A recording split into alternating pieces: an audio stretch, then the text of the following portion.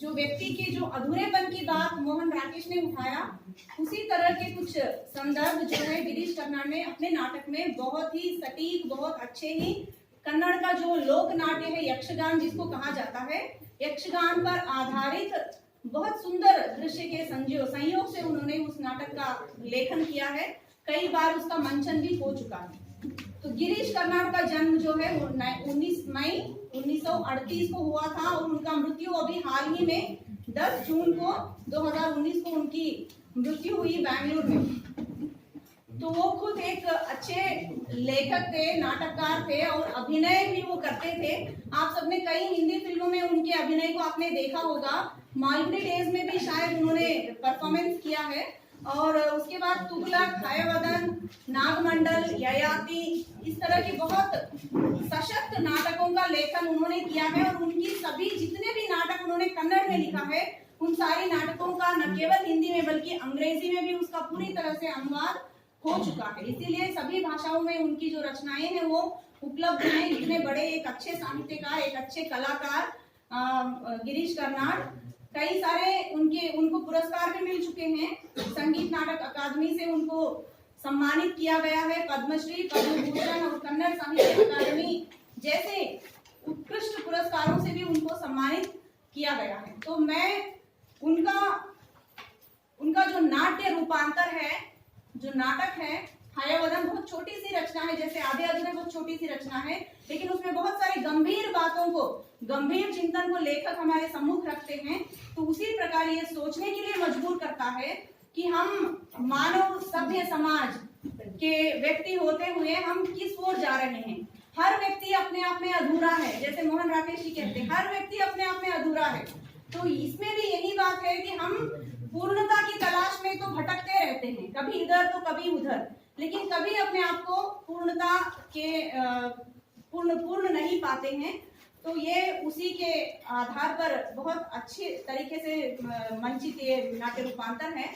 बेताल पचीसी जैसे हिंदी में जो उत्कृष्ट रचना है बेताल पचीसी, जिसमें सिर और धड़ को अदला बदली किया जाता है, वो कहानी बेताल पचीसी तो मैंने नहीं पढ़ा है, लेकिन उसके बेस पर, उसके आधार पर और टॉमस मान के ट्रांसपोज्ड हेड्स, तो इन दोनों की तुलना करते हुए इन दोनों के आधार पर गिरीश कर्नाड ने अपनी इस रचना की प्रस्तुति की है।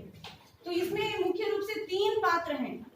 एक महिला पात्र, एक स्त्री पात्र है जिसका नाम है पद्मिनी, और एक पुरुष पात्र है जिसका नाम है कपिल, और दूसरा पुरुष पात्र है देवदत्त। तो इन तीनों पात्रों के बीच में त्रिकोण बनता है और त्रिकोण के बीच में ही कहानी घूमती रहती है, इनके अलावा और कोई पात्र इसमें नहीं है। तो पद्मिनी इसकी नायिका है और पद्मिनी और देवदत्त के बीच में, मैं बहुत संक्षिप्त में इस कहानी को मैं बताऊंगी। पद्मिनी और देवदत्त के बीच में विवाह होता है। देवदत्त पांडित्य से परिपूर्ण व्यक्ति है और वो हट्टा दुबला पतला होता है, कमजोर होता है, लेकिन उसका जो पांडित्य है वो कोई उसका सामना नहीं कर सकता, इतनी पांडित्य उसके अंदर भरा होता है। और कपिल जो है एकदम मल्ल युद्ध करने वाला, एकदम पृष्ठ जो होता है, वैसे मतलब हट्टा कट्टा होता है, वैसा वो कपिल है। कपिल देवदत्त दोनों मित्र हैं। देवदत्त कभी पद्मिनी को देखते हैं और उसके ऊपर उनको प्रेम हो जाता है और दोनों के बीच में विवाह भी हो जाता है। तो इनका जीवन बहुत अच्छे से चलते रहता है और तीनों मिलकर एक दिन कोई दूसरी जगह जाने के लिए जब जाते हैं, तीनों मिलकर जाते हैं, जंगलों के बीच में कभी रुक जाते हैं, तो वहां एक शक्ति का मंदिर होता है, कोई निर्जन जगह है और वहां शक्ति का मंदिर जैसे ही वो देखते हैं तो देवदत्त को याद आता है कि उसने शक्ति से प्रार्थना की थी कि यदि इन दोनों का विवाह हो जाता है तो वो अपने सिर को काट कर शक्ति को बलि चढ़ा देगा। तो जब ये होती है और रास्ते भर में देवदत्त इस बात को महसूस करता है कि पद्मिनी जो है, पद्मिनी का एक छोटा बच्चा भी है, पद्मिनी जो है धीरे धीरे वो कपिल की ओर आकृष्ट हो रही है। तो इस बात को पूरे सफर में देवदत्त महसूस करता है और पद्मिनी और कपिल घूमने के लिए चले जाते हैं। देवदत्त अकेला पड़ जाता है और वो मंदिर को ढूंढते हुए वहां जाता है और मंदिर पहुंच जाता है। मंदिर में जाने के बाद उसको वो बात याद आती है, क्योंकि वो विवाह के बाद अपनी उसने जो प्रण लिया था उसको भूल जाता है, तो अपना सिर काट के वहां पे अपने आप को बलि चढ़ा देता है। कपिल वहां पे ढूंढते ढूंढते आता है देवदत्त को जब अपने दोस्त को मरा पाकर वो भी अपना सिर जो है वो काट के फेंक देता है। फिर धीरे थोड़े समय के बाद पद्मिनी वहां भटकते भटकते आती है और माँ से वो प्रार्थना करती है, शक्ति से प्रार्थना करती है कि ऐसे मेरे पति को भी तुमने ले लिया और मेरे पति के दोस्त को भी तुमने ले लिया, अब मैं क्यों जिंदा रहूं।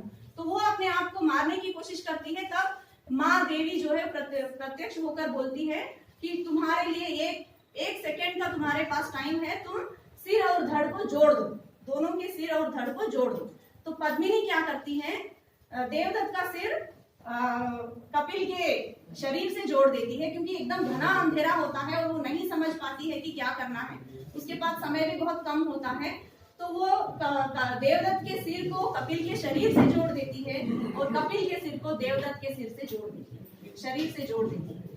फिर यहाँ से अब दूसरा तरीका शुरू होता है, कहानी का जो नाटक का जो दूसरा पार्ट है वो शुरू होता है। धीरे धीरे पद्मिनी के मन में जो पहले वो कपिल के शरीर, क्योंकि वो कपिल हृष्टपुष्ट था तो उसके शरीर को देखकर वो आकृष्ट होती थी, अब धीरे धीरे, क्योंकि सिर का इसमें ये बताया गया है कि सिर प्रमुख है या धड़ प्रमुख है, तो सिर जैसे है, सिर जहाँ पे है वहां पे कैरेक्टर्स जो है, चरित्र जो है वो उसी तरह उसी के अनुकूल वहां पे बदलता जाता है। तो अब देवदत्त के अंदर जो कैरेक्टर्स थे वो सारे कपिल के आ गए हैं और कपिल के अंदर का जो सारा जो चरित्र है वो देवदत्त का आ गया। तो इस तरह जब अदला बदली हो जाती है तो पद्मिनी स्वयं वो समझ नहीं पाती है कि अब उसे करना क्या है। तो जब वो देखती है कि कपिल जंगल में है तो वो देवदत्त को छोड़कर फिर कपिल के पास आ जाती है। इस तरह ये कहानी जो है चलती रहती है और मनुष्य जो है परिपूर्णता की तलाश में फिर से चलते हैं। फिर देवदत्त वहां आता है और दोनों के बीच में घमासान युद्ध होती है और तीनों अपने आप को खत्म कर देते हैं। तो इसके माध्यम से गिरीश कर्नाड ने ये कहने की कोशिश की है, प्रयास किया है कि कहीं ना कहीं तो हमें अपने जीवन में संतुष्टि होनी चाहिए। यदि हम जीवन भर इसी तरह भटकते रहते हैं, जीवन भर हमें जो मिला है उसमें हम यदि संतुष्ट नहीं होते हैं और हमेशा भटकते रहते हैं, किसी और को देख के हम भटकते रहते हैं, तो हमारा जीवन जब तक है तब तक हम अपूर्ण ही रहेंगे। तो इस चीज को हमें समझना है और अपने जीवन को थोड़ा सा परिपूर्णता की ओर ले चलना है। और जो बच्चा है, पद्मिनी का जो बच्चा, उसको वो जंगल में पलता है और उसका जो शरीर है वो हाया मतलब घोड़े का जो मुख है वो उसको लग जाता है। तो वो भी अपने आप को परिपूर्णता पाने के लिए, वो भी मनुष्य का शरीर पाने के लिए वो भी घूमते रहता है। तो इस तरह बहुत अच्छी कहानी है ये हयवदन। मैं यहीं पे समाप्त करती हूँ और आप सभी इसको पढ़िएगा। धन्यवाद।